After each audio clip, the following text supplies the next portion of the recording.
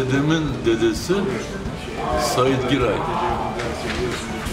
Said Giray'ın babası Kırım Giray var. Ya baştan başlarsak Kırım Giray'ın 10 tane oğlu var. Onun çocuğu Said Giray var. Onun çocuğu Murat Giray. Onun çocuğu Said Giray. Ben onun büyük oğluyum.